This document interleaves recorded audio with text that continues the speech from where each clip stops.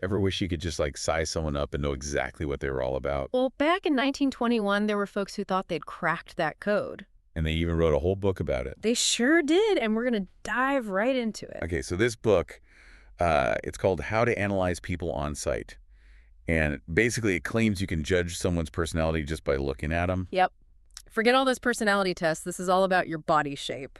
We're talking old school judging a book by its cover, huh? Exactly, but with people. So paint me a picture here. It's 1921, New York City, things are roaring, and this book comes out promising to reveal all these secrets hidden right there in plain sight. It was a bold move, no doubt. And the authors, Elsie Lincoln Benedict and Ralph Payne Benedict, they come up with these 5 what they call biological types. Each one like a caricature almost. Way more extreme than like, the real people we meet every day. Right. Think of them as like the ultimate versions of each personality type. Okay, so let's break it down. First up, the alimentive, or as they call them in the book, the enjoyer. And the big giveaway, roundness. So like we talking full moon faces, double chins, even chubby elbows. They go all in on the visuals, but the idea is that this roundness ties into a love of comfort, good food, and being the life of the party. They even go so far as to say the world is managed by fat people. A phrase that would definitely raise some eyebrows today. To say the least. But then there's also this idea that alimentives, they might enjoy things a little too much. There is that cautionary side. One quote that really stuck with me was, "The alimentive eats his way to the grave." Yikes. A bit dramatic for sure. But if we look past the old-timey language, it makes you wonder, could a love of comfort, physical comfort, actually lead to a more laid-back personality? Interesting thought. Maybe that's why some people are just naturally drawn to jobs that involve bringing people together. Like event planning, hosting, things like that. It makes you think, doesn't it? Okay, so we got the fun-loving alimentive. Next on the list is the thoracic. The thriller, as the book calls them. And these folks are all about slender builds, high chests, and delicate features. Picture a bird. Quick, light, graceful. High-strung, energetic. The book even calls them human fireflies. Oh, and apparently thoracics are known for their beautiful voices. Really? So like singers, actors, that sort of thing. The book seems to think so. It's almost like they believe your body type determines your talent. Wait, hold on. Are you saying my karaoke skills are predetermined by my build? That's a lot to take in. Of course, we can't take that literally. Right, right. But it does make you wonder. Think about athletes. Certain body types are just naturally suited for certain sports. True. You can't just be built for basketball and expect to be a star. You need the skills and the training and all that. Yeah. But are there any downsides to being a thoracic, according to the book? Well, all that intensity can come with a price. They say thoracics are prone to big mood swings and can be pretty sensitive to stress. So high highs, but also potentially some low lows. Exactly. Makes sense. All right, so we've got the pleasure-seeking alimentive, the dramatic thoracic. On to number 3. The muscular, or as the book calls them, the worker. And I'm guessing this one is about way more than just hitting the gym. Oh, absolutely. Picture someone built on the square. Solid, strong, muscles you can't miss. Like they were sculpted. They even say their walk is forceful, like you hear them It's coming. kind of intimidating. A bit. But the book really emphasizes their practical side, their honesty, and their drive to just get things done. No messing around, just down to business. Exactly. No nonsense, straightforward, the kind of person who says what they mean and means what they say. But what about the work hard, play hard motto? Do they ever let loose? It's not really their style. The book says musculars are fiercely independent. They like doing things their own way. In fact, there's a quote that says, standing on his own legs is a well-known trait of the muscular. So very self-reliant. But does that independence ever backfire? It can. That self-reliance can make them a little inflexible, and if you break their trust, forget it. They're not known for being quick to forgive. So loyalty is a big deal for them. It's so interesting how this book connects physical strength to these personality traits. It's all about finding patterns, remember? Mm. But in real life, people are way more complicated than these extreme types. Right, like it's a tool for thinking about personality, not some kind of rule book. But I gotta admit, some of these descriptions are kind of spot on, even if they are exaggerated. It makes you pay attention, doesn't it? And we've still got 2 more types to go. Okay. So moving on to type number 4, we've got the osseous type, or as the book calls them, the stayer. Osseous. It sounds kind of like, I don't know, a dinosaur or something. Are we talking about people who, like, collect bones? Not quite, but they're all about structure and stability, just like, bones. Think prominent bone structure. You notice their wrists, their ankles, even their knuckles. So, not someone you'd easily overlook. The book also describes them as steady and unyielding. Does that mean they're, like, inflexible as their skeletons? There's definitely a certain rigidity there, yeah. They're all about routine, predictability. The book even says phrases like always the same are commonly used to describe osseous types. So, not exactly spontaneous types, huh? I can totally see them having, like, a super detailed 10-year plan while I'm over here still trying to figure out what I want for lunch. Totally. They're the opposite of fly by the seat of your pants. The book really emphasizes their practicality, their cautious nature, always thinking about the future. Always planning ahead, huh? So not really into following trends, I guess. Not really. But that resistance to change can sometimes go a little too far. The book even calls them implacable, like they hold grudges and have a hard time letting go of things. Okay, noted. I'll make sure to pick my battles carefully with these folks. Yeah. So we've got the enjoyer, the thriller, the worker, the stayer. Mm. Who's left? What's Mm. the final type? Last but not least, we've got the cerebral type, the thinker, according to the book. Ah, the brainiacs of the group. So I'm guessing we're moving away from the whole bone structure thing and more into, like, big foreheads. You're on the right track. The book talks about a large head on a small body, the classic egghead look. So these are the folks who always win at trivia night. Maybe. They're described as intellectual, introspective, always looking for knowledge. But the book also suggests they can be a little impractical, more comfortable with ideas than actually putting them into practice. So, like, a million brilliant ideas, but maybe not so great at finishing projects. Something like that. And they're not exactly social butterflies either. The book mentions a tendency towards being a bit detached, not really the life of the party. More likely to be found with their nose in a book. Right. But hey, every party needs a good observer. Right. Fair enough. True enough. And the book does give them credit for being insightful and innovative, often ahead of their time with their thinking. So maybe not the life of the party, but maybe the ones quietly changing the world. Okay, so here's where things get really interesting. The book doesn't just describe these types.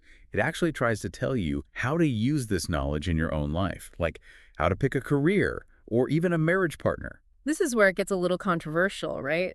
The book claims that knowing your type and the types of people around you can lead to more success and happiness. Wait, hold on. You're saying this book suggests people should choose their partners based on body type? Well, that's what they say. But remember, this was 1921. Social norms and scientific ideas were totally different back then. Oh, for sure. Even today, choosing a partner based on their looks and how those looks supposedly reveal their personality. That's a little out there. It is. And we're definitely not saying these ideas are right, just exploring them in their historical context. Right, like peeking to a time capsule of how people used to think about personality and compatibility. Exactly. And it makes you think, even today, how much do our first impressions of people get influenced by their looks? A lot, probably. More than we realize. So let's dive into this 1921 Guide to Love and Career. I'm kind of scared to see what they recommend. Me too, a little. But hey, it's all in the name of exploration, right? Okay, so first up, love. The book has a whole chapter about types that should and should not marry each other. Sounds like a recipe for relationship disaster. It's definitely not the most subtle approach to love. They basically say some combinations work and others are just doomed from the start. So spill the tea. Who should we be swiping right on, according to this 1921 dating advice? For alimentives, they say stick with your own kind. Another alimentive who gets that love of comfort and enjoying life. So no opposites tracked in this case. Not according to this book. They think too much difference in personality just leads to arguments and problems. Makes sense, I guess. So what about the thoracics, those dramatic types? Who are they supposed to find love with? Another thoracic, of course. They think thoracics thrive on shared intensity and excitement. Double the drama, double the passion, huh?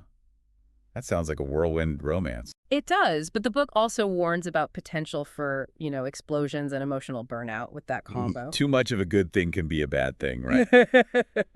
Okay, so what about the muscular types, those go-getters? Who's their perfect match?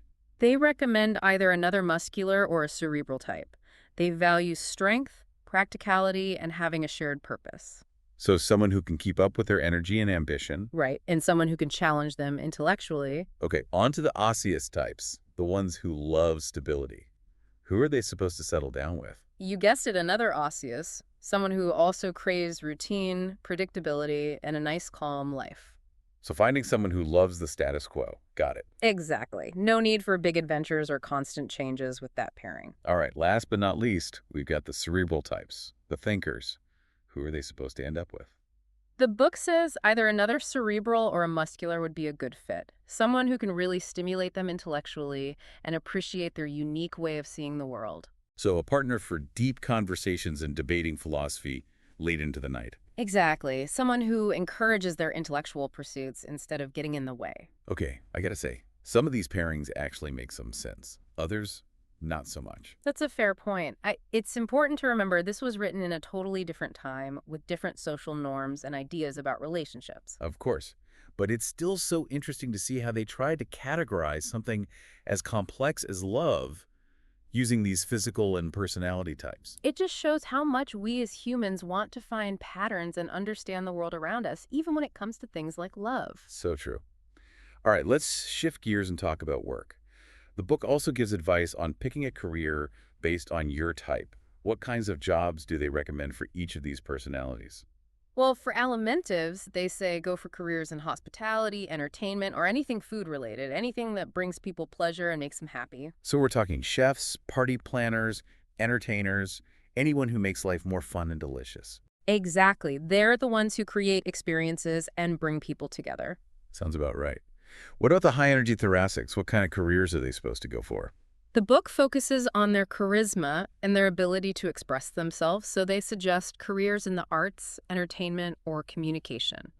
Actors, singers, speakers, anyone who can hold an audience's attention. So they're the ones who command attention and connect with people on an emotional level. Exactly. They've got a natural talent for the dramatic and a gift for expressing themselves. Makes sense. What about those action-oriented musculars? What type of work suits them best? The book talks about their strength, their practicality, their determination. They recommend jobs in construction, engineering, anything where you're building and creating things you can actually see and touch. So they're the ones rolling up their sleeves and getting things done out there in the real world. Exactly. They love seeing the concrete results of their hard work. Okay, what about the osseous types, those lovers of structure and routine? What careers are they best suited for? The book suggests finance, accounting, or any field that requires precision and attention to detail. They love routine, stability, and having everything in order. So they're the ones who keep the world running smoothly behind the scenes, making sure all the details are perfect. Exactly. The backbone of any organization, making sure things are accurate and efficient. Okay, and finally, our cerebral types. What are these big thinkers supposed to do with their lives? The book highlights their intellectual curiosity and their unique perspective. They recommend careers in science, academia, research, anything driven by a thirst for knowledge and understanding how things work. So they're the ones pushing the boundaries of knowledge, exploring the big questions, coming up with new ideas. Exactly. The visionaries and the pioneers, always looking for new knowledge and challenging how we think about things. This whole system of analyzing people based on how they look is really fascinating, even if it's a little creepy at times. It is. It shows how much we try to make sense of the world and the people around us, always looking for patterns and ways to categorize things. But it's important to remember that people are complicated. We can't just be put into boxes based on our appearance. Our looks might give us some hints about our personality, but it's only a small part of the story. Exactly. It's important to be a little skeptical of these ideas. We're not saying this book is the ultimate guide to understanding people, just looking at it as a product of its time and how people used to think about things. Right. The way we understand human behavior and psychology is always changing. What seemed like science back in 1921 might seem totally outdated or even ridiculous today. Absolutely. But there's still value in looking back at these old ideas. It gives us a glimpse into the past and helps us understand how we got to where we are today. And maybe there is some truth hidden in these old observations. Maybe the way we look does have a subtle influence on who we are. It's an interesting question for sure, and probably one that we'll keep debating for years to come. Okay, so we've covered a lot of ground here. The 5 types, their ideal careers, even who they should marry, all according to this 1921 perspective. But before we wrap up, I got to ask, from where you stand, does any of this hold water? Well, it's definitely a mixed bag. I mean, on the one hand, trying to figure out someone's entire personality based just on their body type, that's not exactly scientific. Yeah, we're not saying this book is some kind of magic decoder ring for human behavior. Right. Personality is way more complex than that. Genetics, upbringing, life experiences, culture, all those things play a part.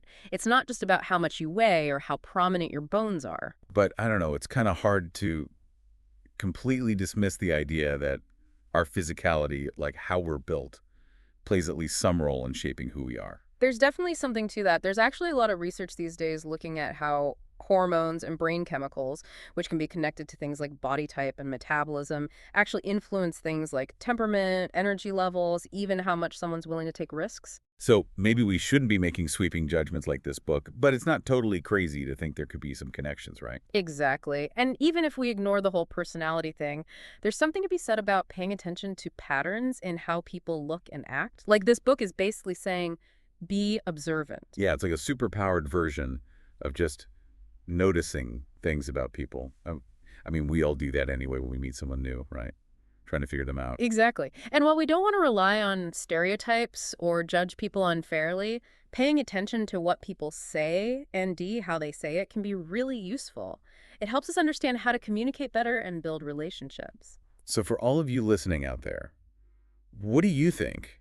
Does any of this resonate with you, or does it all just seem like a funny relic from the past? That's the cool thing about these deep dives. It's really up to you to decide. Maybe you'll start noticing things about people's appearances that you never thought about before, or maybe you'll just find it interesting to see how people used to think about personality. We've given you a taste of these 5 types, but according to the book, the real trick is being able to spot the combinations in the people you know.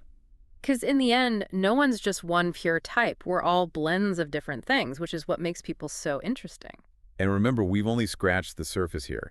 The original book goes into way more detail. It even has whole chapters about, get this, types that should and should not marry each other, and vocations for each type.